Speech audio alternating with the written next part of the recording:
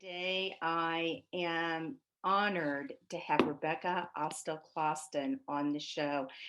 Rebecca has been kind enough. This is our well, actually, this is our third interview, but this is our second one on one interview because her first one is out there somewhere in the universe. And so I asked her if we could do a redo, and she kindly said yes. So, Rebecca is an occupational therapist, Reiki Master Teacher, award winning author, and inspirational speaker. She had no psychic or spiritual experience when she discovered her ability to communicate with her deceased brother. Becky struggled with how her spiritual awakening could mesh with the practical, everyday world. After 20 years of spiritual exploration, Becky sold her large rehabilitation practice, and her book, Changemaker: How My Brother's Death Woke Up My Life, was published. Changemaker has received 5 national book awards. Becky teaches empowering after death communication workshops and Reiki trainings worldwide. She now is teaching a lot, which is such great news. We just want to shout it to the world. She's teaching Reiki in a lot of medical schools and to therapists, occupational therapists, physical therapists, just all kinds of different people, and it's becoming so recognized in the world because such an important part of really the healing process. She provides individual coaching for those wishing to communicate with their deceased loved ones, which is part of Reiki. And we're going to talk about that too. So, Rebecca, thank you for redoing your interview. And it's great to see you again.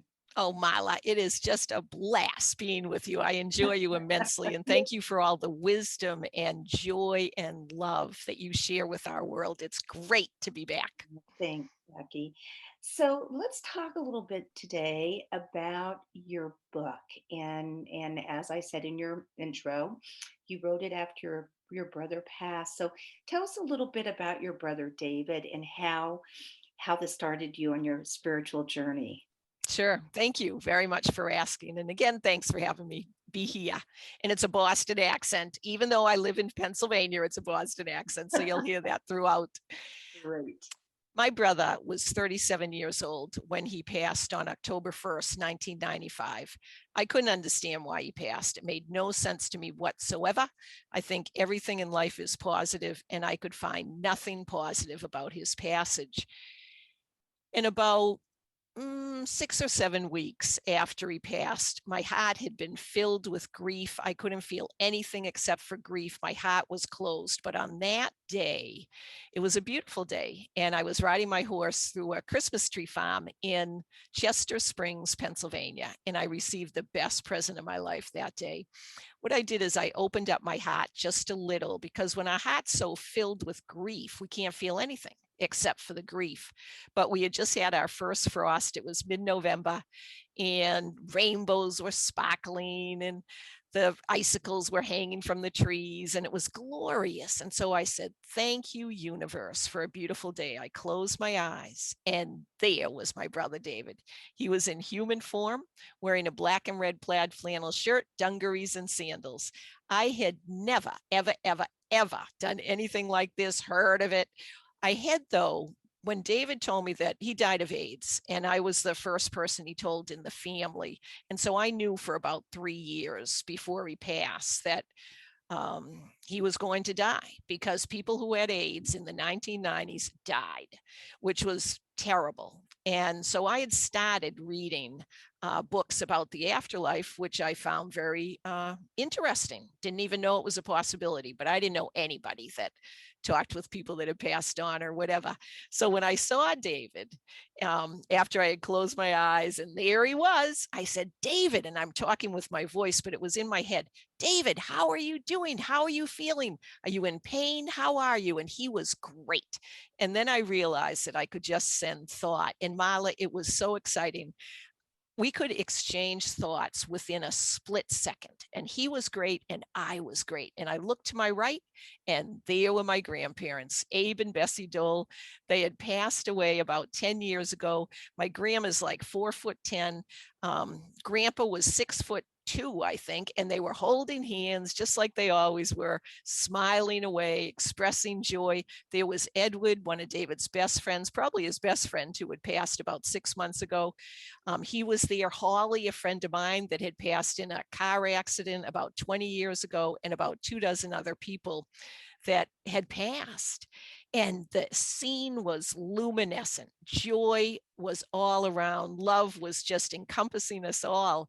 And I look back at David, and at that point, I realized there was a golden arch behind David. Now, it wasn't McDonald's. This was a big golden arch. And in these books that I had read, implied that if you see a doorway, go through it if you want to visit another realm of existence. So I looked to David to see if he was going to take me through the doorway. And instead, my 4'10" grandma Dole takes me by the hand, and we actually skip through this door. On the other side was a fuchsia colored land. Now, I have 2 sons. My husband and I, Jeff and I, have 2 sons, Kenny and Ryan Clausen. They have heard this story, as you can imagine, a few times. And they say to me, Mom, do not say fuchsia. And I'm like, well, why not? And they said, it sounds like you're high. It sounds like you're tripping. It sounds like you're loaded. And I'm like, well, I wasn't. And I did see the color fuchsia. And it was all fuchsia, Marla. It was incredible, this brilliant fuchsia. And I hear my dad's dad, Gramps. And I didn't see him like I saw the others. I heard him. And he said, with a very loving manner, and he had passed about 15 years ago, get over here. And he takes me by the hand, and we fly through this fuchsia colored land, reminiscing, sharing love, talking about how we're doing for what seemed like hours. It was magnificent. All of a sudden, my horse starts to move. And so I'm sitting on my horse, flying through this fuchsia colored land, holding on to Gramps' hands. And I said to him, Gramps, I need to go back. And the horse is moving, it's walking slowly. And so we did this U-turn in this fuchsia colored land. Here comes the arch. I fly through the arch. I land in front of David. The horse is moving, and everybody's still there. I mean, David, my grandparents, Edward, Holly, these 24 people. And I said, I need to go back. And you know what they all said? We're always here. We're always here. I pulled up the reins, and I sat on the horse for a long time. And I thought, oh my gosh, what just happened to me? And it was the first time that I really believed that life was eternal. And that was the major beginning of my journey. Wow. Wow. So when you were having this experience, were you also thinking about yourself on the horse in the physical realm? Or was it you were so immersed in it that you were just there? I was just there. I wasn't thinking about my horse Aster at all. I was there. I was immersed in this other realm. And I've learned later that it's called a STE, a spiritual transformative experience. I had no idea there was any name for what happened with me, but it certainly was transformative. Wow. So tell us, and then you talked to Bob about this, and that's how you sort of started writing your book. It really was quite something. I had a whole experience, for a year. I went to look for a teacher. And I thought, oh my gosh, I have got to learn how to talk to David again. And I ended up finding a shaman, a good friend of mine, Dr. Amy Carroll, an occupational therapist, said to me, hey, how are you doing? Now, I didn't tell anybody any of this, except for my husband. My husband knew about this, and I may have shared it with my parents. I'm not sure, but my husband's been very supportive, Jeff, thank goodness. And so Amy says, she was on my staff at the time, and she said, how are you doing? I said, well, it's been rough, which it was certainly rough. She says, I met somebody I think you'd like. And I said, who's that? And she said, it's a shaman. And I had read about shamans, but I didn't know a shaman. And I said, a shaman? Well, what's that? She goes, Becky, I really am not sure, but I do believe they think that everything in life has energy. And she talks with people that have passed on. And I thought, all right. So her name's Nancy Ariel, and she did pass a couple of years ago. But she and I apprenticed with her 3 to 6 hours a week for a year. And that's where I learned how to communicate with my brother and all these entities. And immediately I transcribed every single session we had. And my book, Changemaker, How My Brother's Death Woke Up My Life, talks about that first year. And it was fantastic. But I was scared to publish it. I thought people would think I was nuts. And so I held on to it for 20 years. It's interesting that the shaman that you worked with actually helped you learn to connect with the afterlife, because I've done a lot of work with shamanic practitioners, and that hasn't been part of it. I Hmm. mean, it's all about the energy and this and that. So that definitely was the right person for you. It uh, definitely was, Mala. It was spectacular. It was, I would get up at 3 o'clock in the morning and go to work because I wanted to make sure I put in a full day before it was Wednesdays. I would go see her on Wednesdays and sometimes on Fridays. And it was magical, absolutely magical. I learned more than I ever thought possible about the fact that it's not just our own physical reality. We are connected with everything. and now you've taken this and you teach after death communication. You teach, we should change that name. I don't like the word death. After passing communication, and Reiki. Tell us a little bit about that journey. It's absolutely been fascinating. The whole journey since my brother passed has been magical. When I decided to publish the book or get the book published through She Writes Press for Changemaker, I almost pulled out of the book the fact that I'm an occupational therapist because I didn't want people to read the book and think all OTs talk to dead people. Like, I didn't think Right. that was And back necessarily then, right, especially. right. I didn't think that was necessarily the right message, but I've been very involved with the American OT Association and state OT associations and such. And I was at the American OT annual conference, and there was a poster called Spirituality.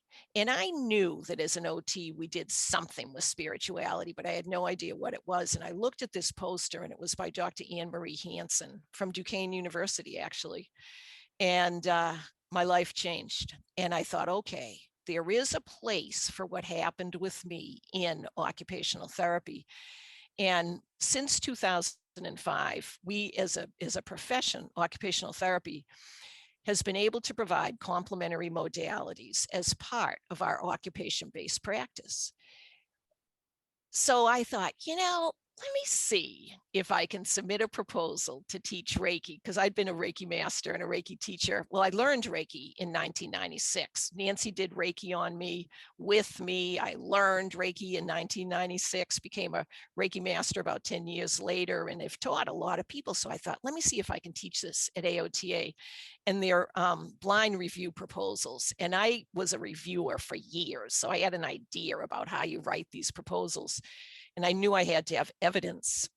So I submitted this and it got accepted. And so the first year was 2015, where Reiki, a natural energy biofield modality,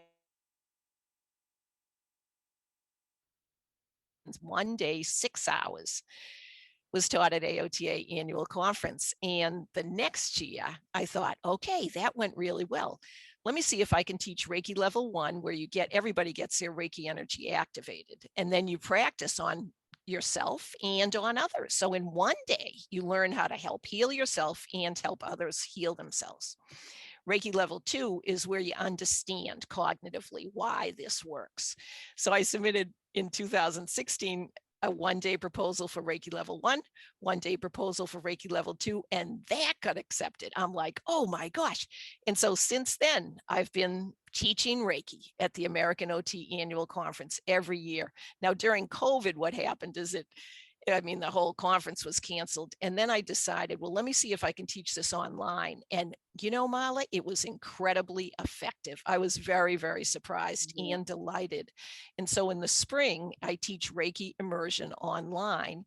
And in the fall, I teach after death communication. It's a 7-week course and the community's been great. And both of them have gone very, very well online. So I'm continuing with the online teaching as well as the in-person, and it's been a blast. So how do those two interweave?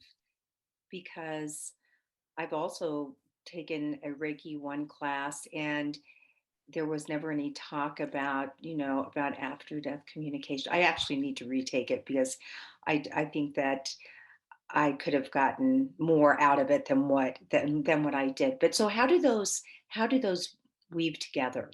Good question. Most people that teach Reiki do not mention the fact that Reiki raises our vibrational energy to the point where we can facilitate communication with our loved ones. But ask any Reiki master teacher, any of them, and they'll say, yes, I do occasionally receive communication from guides, from the loved ones that the person that I'm providing Reiki to have. I mean, it does raise our vibrational energy so that we can almost like meet halfway, so that our loved ones or spirit guides in the afterlife can easily communicate with us, because we have now activated our Reiki energy. And so I teach Reiki to medical professionals and anybody else. Like, it's everybody's welcome. And I also this spring when I was doing my first online Reiki immersion online 1-day training program for Reiki 1, Reiki 2, Reiki Master, I added Reiki, a biofield energy complementary health modality and enhancer of after death communication. And I thought, gosh, I'm mixing medical professional and Reiki with after death communication. It was fine. Like, I didn't get any pushback at all because it is accurate. Right. And so it's really been quite fascinating to meld the two. And it does facilitate communication. It actually does facilitate communication with our loved ones. Wow. So you're really a pioneer bringing all of this together. You're the pioneer, Becky. Wow. I was just having before we started this interview, I was with a friend, and I told her about you, and I had to get home because I was interviewing her, and a little bit about what you do.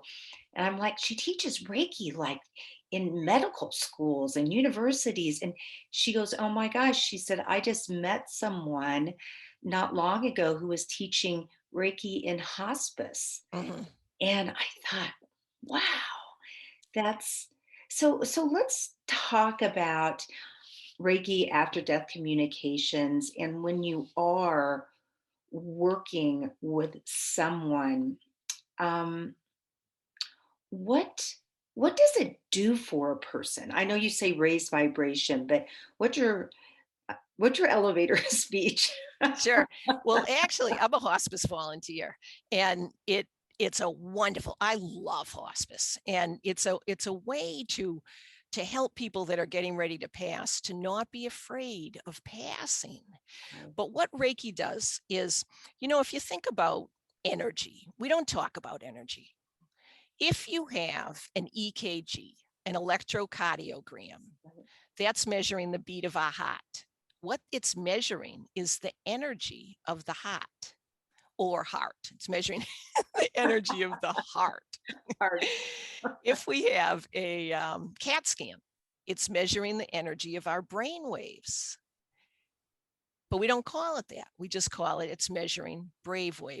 brain wave activity. Or if we have if we have a MRI, magnetic resonance image, it's say we had it of our arm.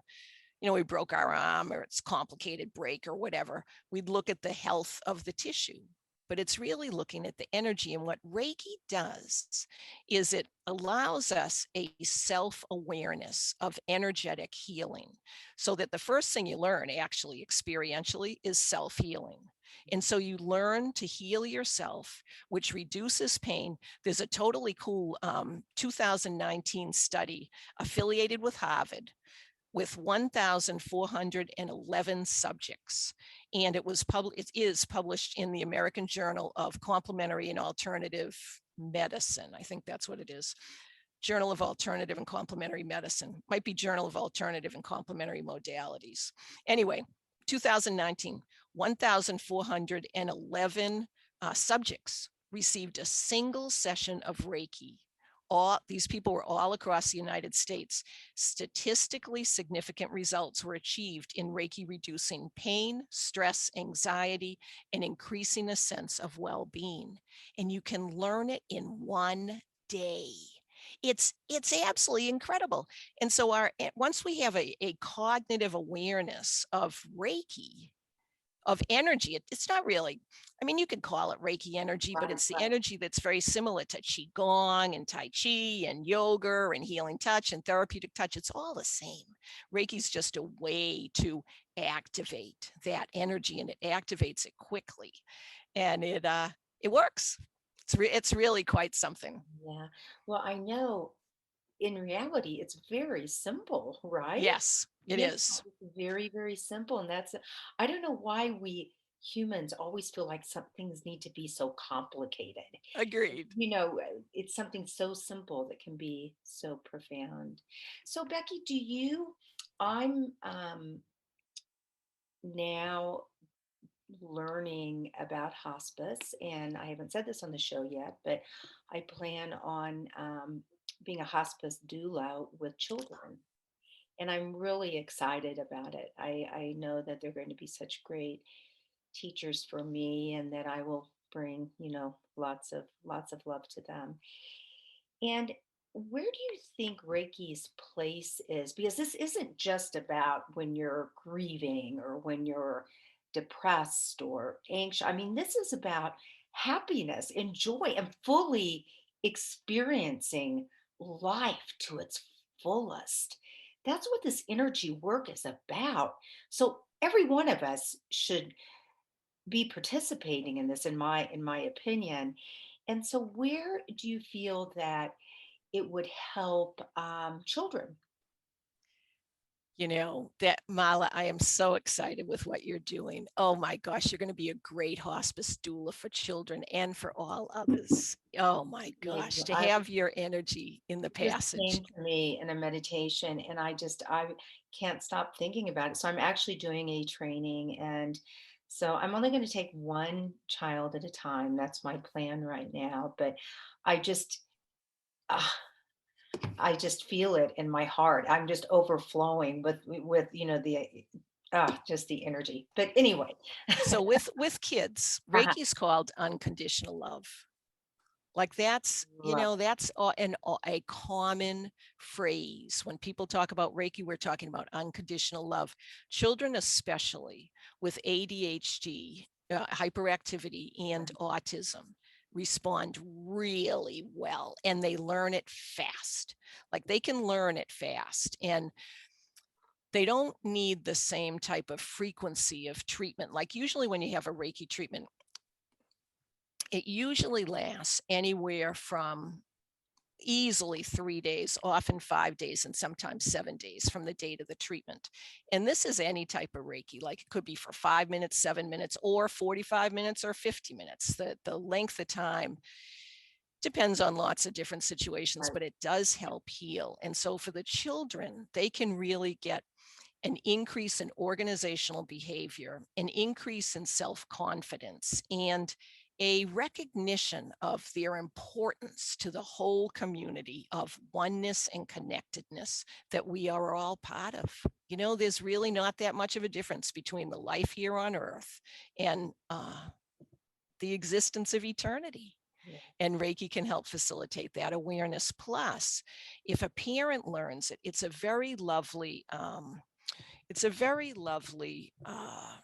time of connectedness with the parent and the child. If the parent's teaching the child Reiki, or the child's giving the mom Reiki, or the mom and dad, or the mom and dad is giving the child Reiki, or they're all giving each other Reiki, it's a very nice social time. And so, way to go, Mala. It's a great modality. I always say when when I'm working with kids to make sure that the parents are comfortable, make Right, sure that we have the absolutely. parents' permission. And then you always ask the person, make sure the child's comfortable, and not even make sure, just ask, are you okay to activate, to use your own healing energy in order to help you heal, or in order to help you go to school, or whatever it is that you're doing. Right. It works really, really well. Uh, what a wonderful thing it would be, and it will be in the future to have that offering in parenting classes or Oh, in, just like yoga for kids and, Reiki it's probably still already out there. it is. Yeah, yeah. So that's amazing. So what would you like to shout to the world, Becky? Well, first of all, thank you. You're such a special light leader. Like, you really just are providing so many wonderful interviews and concepts and joy to our world. I'm encouraging people to believe, to trust your gut, to trust your instinct, and to share love. I mean, that's what this whole thing's all about, is sharing love, whether it's through Reiki, whether your loved one is passed and you're sharing love to them in the afterlife, they will receive it. And to acknowledge all the different signs that we do receive from our loved ones that have passed on. Share it and believe it, because it does work. Yes, beautifully said. And Becky, if people want to sign up for your some of these workshops and learn more about you, how would they do that? Oh, sure. You're welcome to email me or check my website. My email's Becky at, and then it's my full name. It's quite the name, but it's Rebecca AustillClausen.com. So it's Becky, Becky, at REBECCA,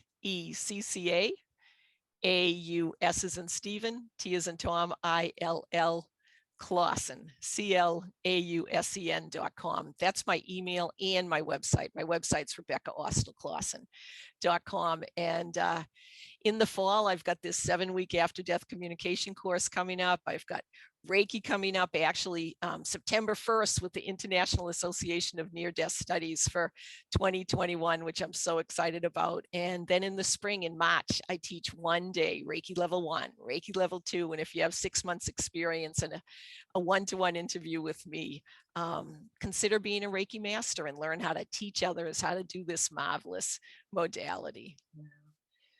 Well, thank you so much for coming on the show again, and I so appreciate it. And you've brought so much to the world. You're so passionate and effervescent. It's contagious. It really Oh, is. great. Thanks, Marla. So And think of my book, Changemaker, How My Brother's Death Woke Up My Life. Check that out. it's an absolutely beautiful book. Yes. Well, thank you so much, and you have a wonderful rest of the day. You too. Lots of Okay. love to Lots you of love. and to the whole audience, always and forever. Yes. Thank you, Becky. Thank you very much.